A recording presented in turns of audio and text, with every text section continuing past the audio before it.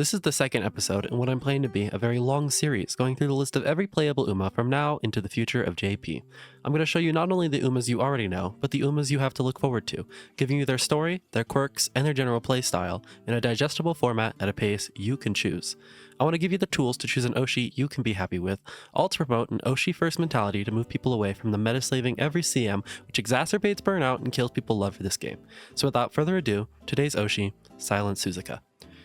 Now, Silence Suzuka is a horse that I'm nervous to do, because I fear my ability to do this horse justice. The story of Silence Suzuka is one of a horse who loved its family, and especially loved to run, trying to go as fast as he could, for as long as he could, not requiring input from the jockey to run faster, instead needing the jockey to keep his speed under control. Suzuka was an amazing racehorse with a unique strategy of immediately burning stamina to form a huge lead and then banking on keeping that lead all the way to the end. It was a running strategy that only worked when you were the horse with overwhelming power. You had to outclass your opponents completely in stamina and still close out the race with a high top speed. It wasn't a completely unknown strategy, but Silent Suzuka was one of the first to display it the way that they did.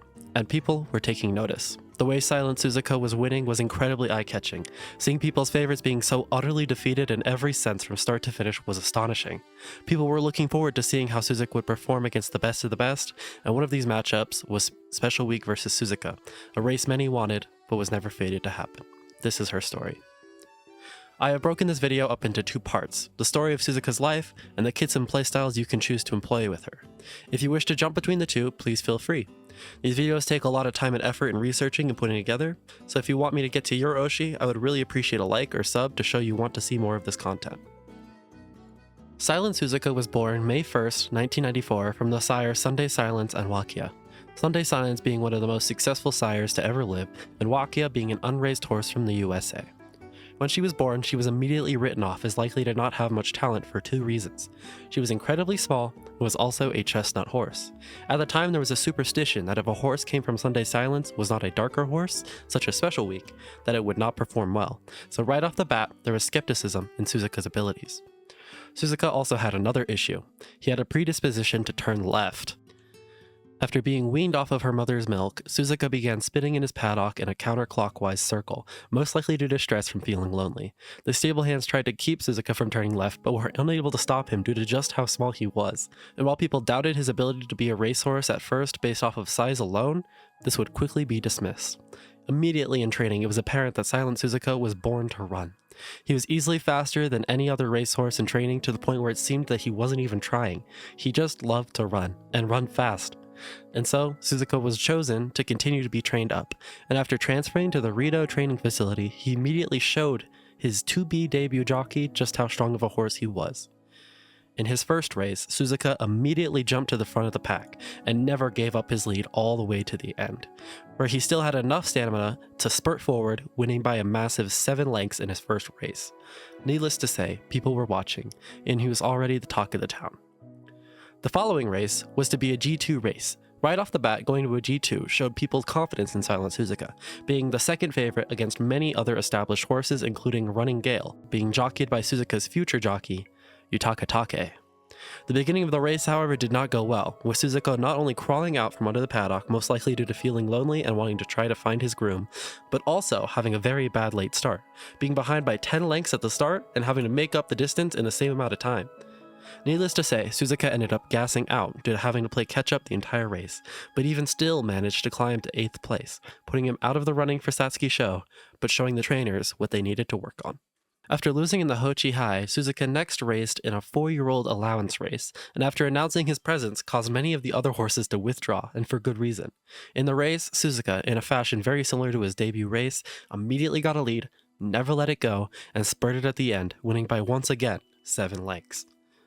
Suzuka's owners wanted to aim for the Japanese Derby, and as such decided to run in the Principal Stakes, a 2200 meter on Tokyo turf that is incredibly similar to the Derby. At the time, the owners also doubted Suzuka's ability to front run in the Derby, feeling that in the stronger environment she would not succeed. They had Suzuka's jockey hold him back until the end, doing a classic pace-chasing strategy to see how well this worked. And to their credit in this race, it did work.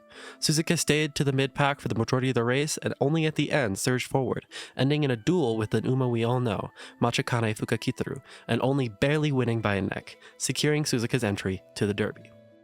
Seeing the success of pace chasing, the plan for the derby was to hold Suzuka back until the end, and then let him spurt. But Suzuka was not having it, deciding to rush forward from the beginning against jockey's wishes, taking third early, and then getting blocked near the final spurt and finishing in ninth. Suzuka was a horse that would not let himself be restrained, and so he would be unrestrained. In the Kobe Shimbun High, Suzuka would immediately bolt forward out of the gate and stay ahead of the pack the entire time. By the end they got to the final spurt, Suzuka was so far ahead that the jockey decided it was already won and relaxed himself. But this was a mistake. Machikane Fukakitaru was back for revenge, and revenge he secured, breaking through Suzuka's 4-length lead and winning by only 0.2 seconds. The jockey Uemura realized he made a mistake and stepped down as Suzuka's jockey. In the next race, the Tenno Sho Autumn, Suzuka's new jockey, Hiroshi Kawachi, let Suzuka break away right off the gate, setting a normal pace that he then accelerated halfway through the race. By the time the final spurt had begun, Suzuka was ahead by almost 10 lengths, but had completely stammed out, letting Umas like Air Groove and Bubblegum Fellow take the lead and ended finishing in 6th.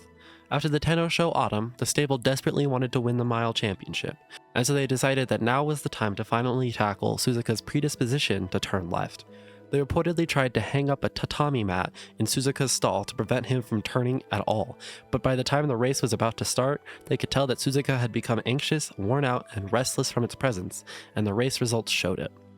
Right off the gate, Suzuka and the Oka Show winner of that year, Kyoi March, took the lead, the two of them immediately dueling and causing the pace of the race to be extremely fast. But Suzuka's stam was not cut out for the race after the stressful day with the tatami mat, causing her to stam out and finish unfortunately in 15th place.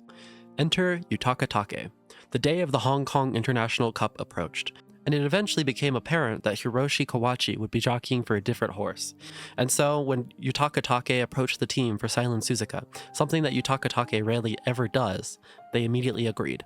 Take let Suzuka run the way that he wanted to, letting him take the lead and maintain it through the entire race until the end, where Suzuka fell behind and only finished in 5th. However, Yutaka Take only saw this loss as a learning opportunity. Suzuka ran well and ran strong against fierce opponents. Yutaka Take reportedly said, "We lost today, but this horse runs best when he's not being restrained. Holding him back doesn't suit him." And thus, Suzuka's future race strategy was decided. The era of domination. The next 7 races are a story of complete domination, of a horse unleashed, of a horse whose true calling was found. Suzuka's style had been found, and he would show the world his power. In the Valentine Stakes, Suzuka debuted this running strength to the world, running an extremely fast pace in the beginning, which Take slowly eased back on to finish out with a 4-length win. This was Suzuka's running style. In the Nakayama Kinen, Suzuka did it again, leading the pack by many lengths, then holding this lead until the very end once again, winning by almost 2 lengths. In the Kokoro Daishoten, Suzuka once again broke away from the very beginning, leading the entire way through and finishing with a lead of 3 lengths, even setting a course record. And then the Kinko Show approached. This would be where Suzuka ran into Machikane Fukakitaru for the last time, and Suzuka wasn't going to let them win the rivalry. The entire race was stacked with strong opponents, but Suzuka's strategy would once again prevail. He took the lead once again right off the bat, but rather than maintaining it, continued to improve it, leading by 7 lengths in the mid-race and winning by a massive 11-length margin in front of Midnight Bet, a horse who was on a massive winning streak. And now, one of my favorite races to watch, the Takarazuka Kinen. Yutaka Take was not able to jockey for Suzuka in this race due to having a pre-commitment to race Air Groove, and during this race, he would have to watch Suzuka from the back the entire time. Suzuka was up against many top horses in this race. You know a lot of them: Stay Gold, Air Groove, Medjero Dober, Medjero Bright, as well as the previously mentioned Midnight Bet. The beginning of this race had a bit of an upset, with Medjero Bright actually startling Medjero Dober and going Suzuka, which was a little entertaining to hear about. Medjero Bright. But when the race started, the fiasco was forgotten. Suzuka broke away to the front again, forming a massive lead, beginning to stagnate near the final stretch. Stay Gold saw this and went on the offensive, trying to steal back the lead, but little did everyone know, Suzuka had developed some tricks up his sleeve, letting out a second spurt.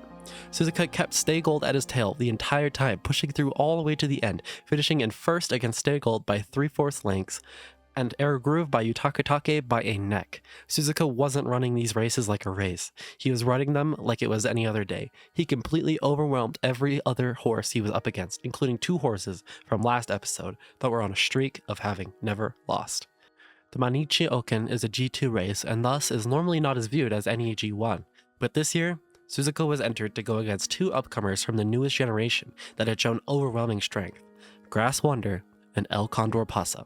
Becoming one of the most viewed G2s in history, Suzuka employed his normal technique of breaking away immediately to form a lead and used this lead to finish the race with a large margin. But something weird happened this race. As I'm sure you are noticing in this clip, Suzuka was in the lead, but the lead is nowhere near as large as compared to other races.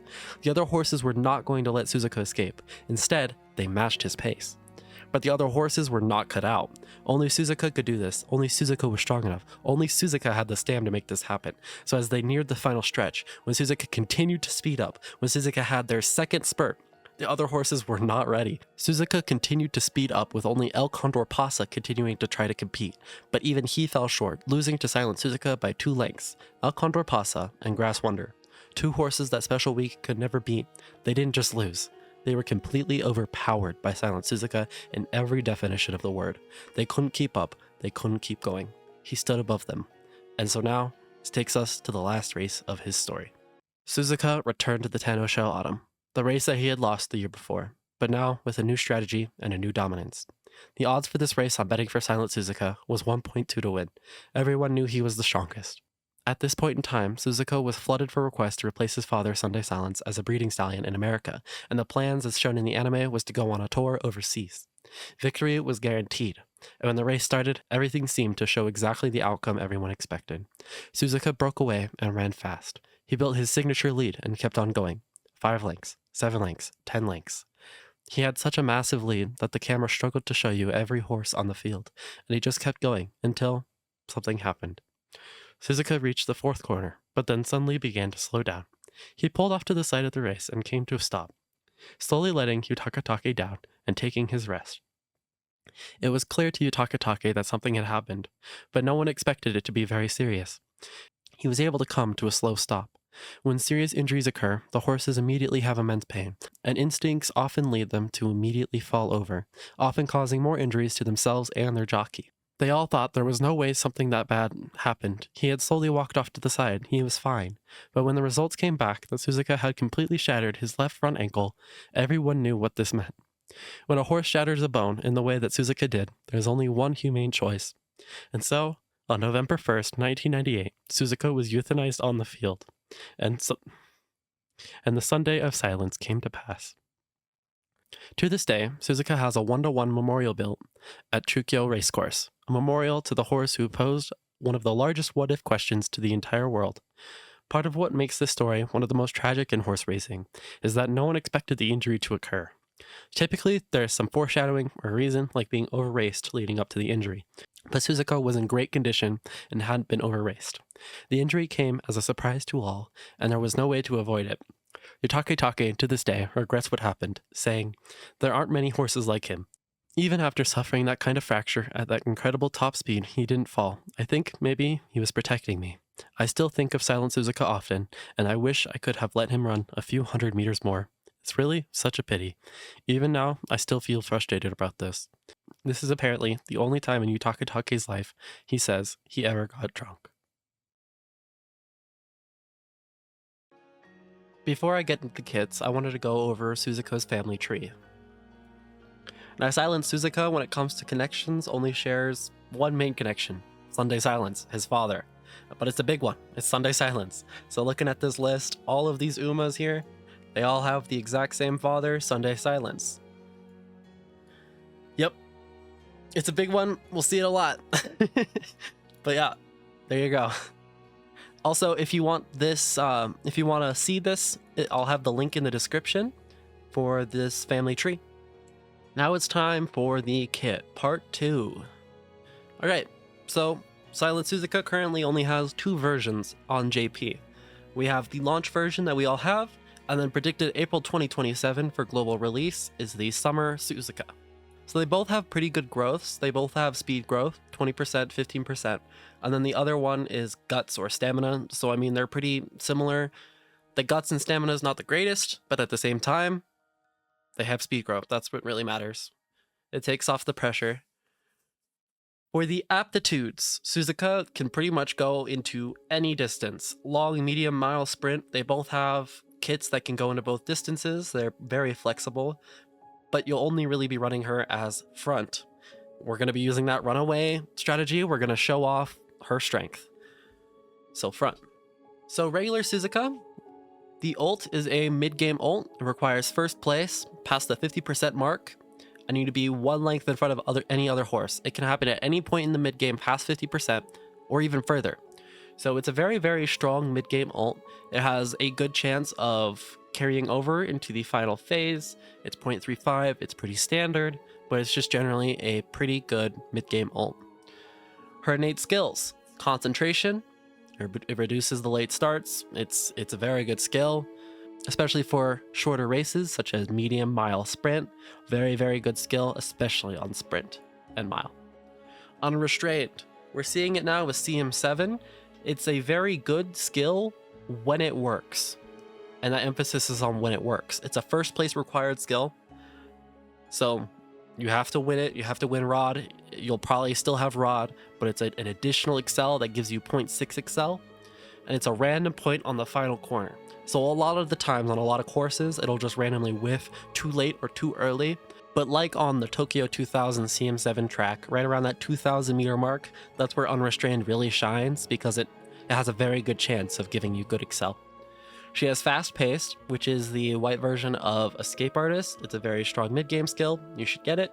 Rosy Outlook, not super important, but it is a recovery. It's a white recovery, medium track only. As long as you're higher than third place, which she will be, especially if you're running her Onige, she'll get it, and it's at a random point in mid-game. And then she has, of course, the skill left-handed. She was a left-handed horse. She loves spinning left. She loves going left. She gets left-handed, because of course she does. She has 3 secret event skills on her base form. One hint is for left-handed. This isn't super important. I mean, the speed and skill points is what I normally take, to be honest, especially if it's not a left-handed course, but it's nice to have. And of course, she has Runaway. She could be an Onike. She's in that position right now on Global to where she is the only one in this class of runner, and as such, she either completely dominates when she does this, or it's just somewhat strong. To do this, you have to win 6 graded races in a row, and without breaking the win streak, win the Tenno Show. It's not super hard. It'll give you Runaway. It's a very good skill if you want to run her as a Runaway. And that's important. You don't have to. Right now, on Global, you'll most of the time just be running her as Runaway because it's her exclusive. It really doesn't increase the stam requirement that much. That was exaggerated when she was first being announced, and it's just a generally good idea. But later on, as we get into Mant, you won't be able to get it at all, and in the future, it'll become weaker as the backliners just get stronger and stronger. It'll fall off, but it is still a strategy that some people choose to employ for certain strats on JP. And you can also just always run her as a regular frontrunner. Early lead. It's early game Excel. It's the white version of Take the Lead. It's good. You're going to want this, and you'll get it guaranteed. All right. Now her evolved skills. For her evolved skills, her concentration gets evolved to also give you a 0.2 Excel. So it's just more Excel. I mean, you're still going to want to get concentration. It's always going to be good. Now it just also has Excel. I mean, can't really argue with that. It doesn't give you better start reaction time, but it doesn't need to. 0.4 is already really high. Focus is not good. Concentration is. Unrestrained. Unrestrained gets upgraded to also increase your current speed. Current speed being a very important word here. Normally skills only increase your target speed, such as fast pace. So you're going to want to still accelerate up and then decelerate down. But with Unrestrained's upgrade, the current speed, it's going to instantly move you up to that new cap speed. You won't have to accelerate. You're just going to immediately get that speed burst. So it's very, very good. There's not many skills that have current speed. This is going to be the first skill that we talk about on this series to have current speed. So, I mean, she has it here. Now, Unrestrained, you won't want to be buying it just for the current speed, but on the tracks where it will be good, such as the Tokyo 2000, if there's ever a rerun of that track in the future, it'll be good. All right, now for Summer Suzuka, Beyond the Ocean's Infinity. Now you'll notice that this has 2 versions for this unique. It has the 0.25 and the 0.45. You might think that this is going to be weaker than the regular versions, just based off of the modifier alone. Remember, this is current speed. Because this skill goes off at 2/3 through the race, it'll always be going off right when the late race starts. So immediately once you start accelerating up, you're going to get a current speed boost of 0.25. It's guaranteed basically carryover velocity. And on 2200 to 2400 meter tracks, this will be even stronger, 0.45. Now this isn't exactly the requirement. The requirement is actually that it'll go off at the third corner, during the third corner. It's just that these are the tracks that it normally happens on. That's when the third corner normally aligns with the late game, except for on Longchamp, the Prix de l'Arc de Triomphe. So keep that in mind. And you also have to have led by 3 lengths at some point during the mid game. Now, this is probably pretty likely. You're running a runaway, most likely. So, I mean, it's probably going to go off with that on the tracks where it would be buffed. So for the innate skills, she has Escape Artist. This is the gold version of Fast Paced we saw earlier. And this is a incredibly strong gold. Saiyan Sky has it. It's one of the best golds in the game for a front runner. So it's very good that she has it. It just requires being higher than 5th place, and it happens at a random point in the mid game. She also has the gold Further Than Anyone. This is interesting. It's a medium. So remember, 2200, 2400. So you'll also probably be having this. It's a acceleration. It's just groundwork, but gold. It's Take the Lead, but gold. It's another good acceleration option for her to get to that higher top speed, runaway speed, faster. It's good. She has straightaway recovery, not very important. Random straight, it's a white recovery. Front runner corners, it's good. You're gonna want to buy it. She has it, it's good. And tail held high, another very good white. There you go.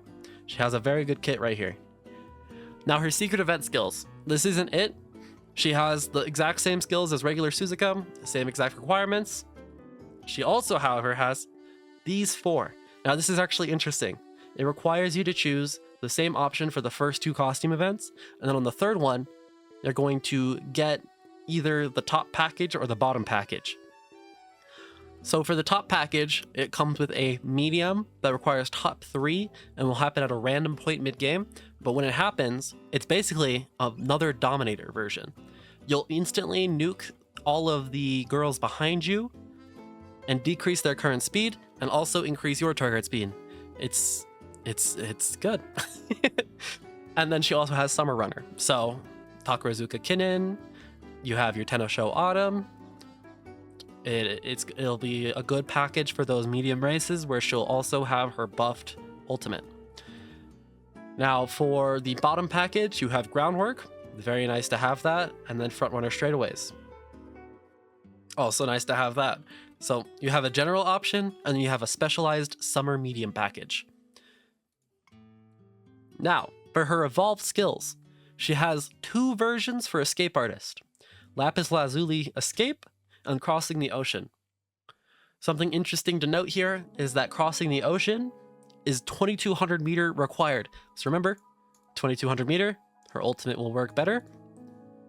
And during the 2200 meters, she'll have 1 extra second of the Escape Artist bonus speed. And it's required to go off second half mid-game. So why is this important? She'll have even higher chances of getting the Escape Artist speed to carry over into the late game. So you'll choose the top option for anything that's not 2200 meter. It'll be good. It'll be better Escape Artist. But in the case for 2200 meter, she has an even better version of Escape Artist. You can see here that her kit is pointing very heavily towards 2200 meter medium races. She also has the evolved version of Further Than Anyone. It increases the acceleration by 0.1, so it's just even better Take the Lead for mediums only. All right, so now we look at where Suzuka will succeed the best. So at the top here, I have marked with the Summer Suzuka, the racetracks, the G1s, where her ult will be the buffed version, most likely as long as she has the 3-length lead, remember. So Tokyo Yushin, Tokyo Derby, Takarazuka Kennen, Queen Elizabeth Cup, these three, she'll be a lot better, but she releases after CM25. So currently, with the list that I have here, there are no reruns of these three past there, but she'll be good on these courses if that happens and you want to run her as an Oshi. CM7, she'll also be strong. It's a medium course, she'll have her buffed skills, and just in general, we saw CM7 is a very good unrestrained course as well, so Suzuka can succeed very well in the Tenno Show Autumn. So because Suzuka has such good affinity that can be put almost anywhere, I also have pretty much every single CM in the good or doable option. This is an Oshi series. If you're choosing an Uma from this series to run for a CM, I'm hoping you're doing it because you just like the Uma and you want to see them succeed in any race. So I have pretty much every single distance here except for dirt CMs, because Silence Suzuka, just in general, her kit is very universal, and with the Onige ability, she also has her places in certain metas. So if you hear a CC say, in this meta, Onige is good, she can go there. If you hear Frontrunner is good, you can put her there. As long as it's not dirt, it'll be pretty easy to get her there too. I think she'll be pretty good in sprint. I think she'll be pretty good in long. I think she'll be good in mile. I think she'll be good in medium. I know she'll be good in medium. She can go anywhere. And so, as far as an Oshi choice goes for somebody you want to run in any race, she's a good option. So now for the pros and cons. Regular Suzuka, strong flexibility for all distances. And for Summer Suzuka, less flexibility for distances other than medium. We saw when looking at their kit, the Summer Suzuka, her kit is very geared toward medium races, but she can also succeed elsewhere. Regular Suzuka, she doesn't really have anything that puts her on a particular distance other than unrestrained. She can succeed very strong at shorter distances due to concentration, but because her kit is very universal, you can basically throw her wherever you want, and as long as you push and keep trying to improve her as an Oshi, she can succeed. Now, Runaway Onige, of course, these two units have Onige. I mean, it's very unique to her currently. In the future, it'll be less unique, but it's still a pro. Regular Suzuka, as I touched on, has concentration, makes her better in shorter distances. You won't have to worry about getting that elsewhere. And she also has unrestrained for certain tracks, but this is also a con because she has unrestrained for certain tracks. You won't always want to be buying this gold, so it's a waste of a gold. For Summer, she has Escape Artist, one of the strongest universal gold skills that's also evolved. Very, very strong. She has very strong events and evolutions. She gets groundwork from one, she gets that medium dominator from the other. She's very strong. And she also has tail held high, one of the best whites in the entire game, only followed by like PTO, the two best whites. So yeah, that was this episode going over Silence Suzuka. I hope that I did her justice and that you found a new Oshi today. Thank you for watching. Bye.